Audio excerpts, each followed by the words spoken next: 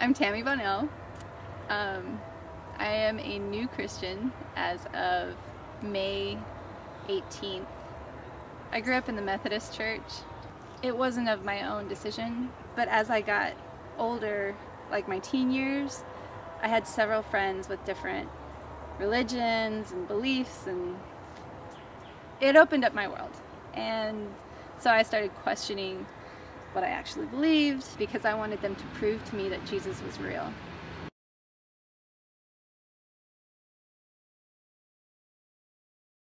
Me and 3 of my new Christian friends sat in a circle and we prayed.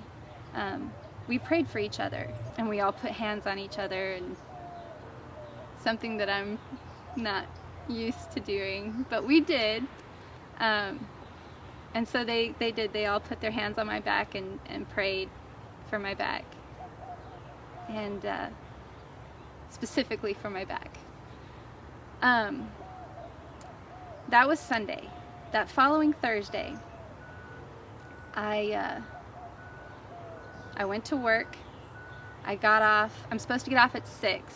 It was about 5:30. And I was sitting at my desk. I was a receptionist. I couldn't be a technician because I couldn't lift dogs or anything. So I was a receptionist and I was sitting at the desk, and I remember the pain changed. It became hot. And I leaned over on the desk and I was like, oh, and the other receptionist, Julie, she was filing files, and she's like, are you okay? And I said, I hurt. And she's like, hurt how? You've already been hurting. And I was like, I hurt different. And she's like, well, how?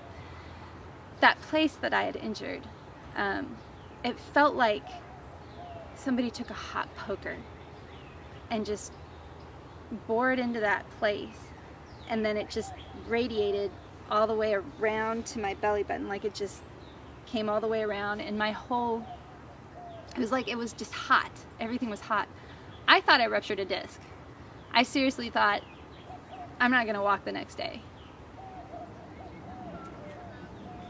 And the next day I woke up and I didn't hurt anymore. There was no pain. There was no heat. I felt fine. I know that I was healed, divinely healed. I know that without a doubt. But that, surprisingly enough, that was not what convinced me.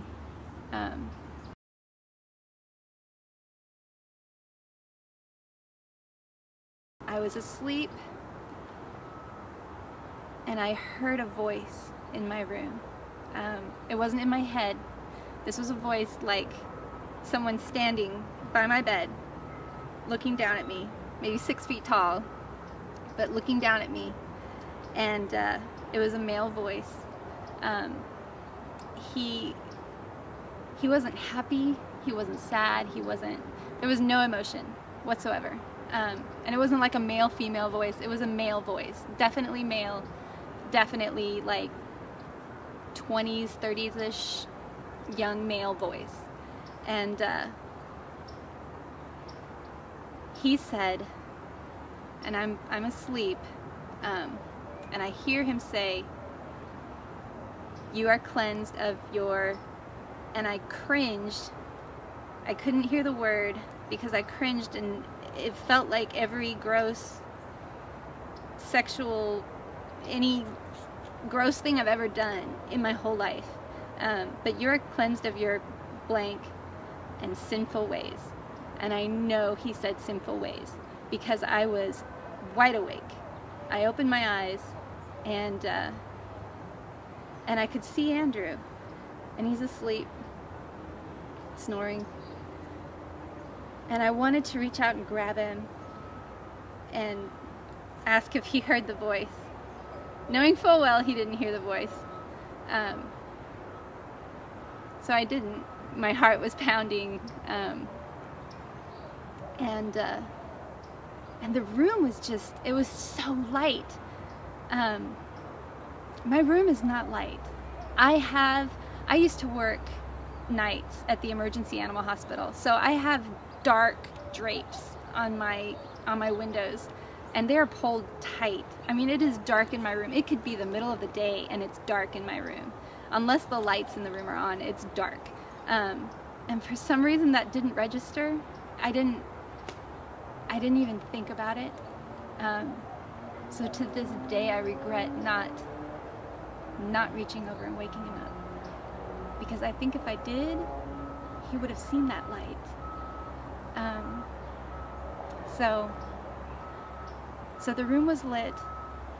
I remember hearing my dog, and I remember focusing on Andrew's face, and I was so afraid to turn. And I did. I took all my courage, and I turned to look, and there's nobody there. I could see my robe hanging on the door, but nobody was there. And I looked at the clock. It was 4 something. I don't remember the time. And I made myself go back to sleep because I was a little scared. So I made myself go back to sleep. And then I woke up later, and I remember telling Andrew about the voice and telling my parents about the voice,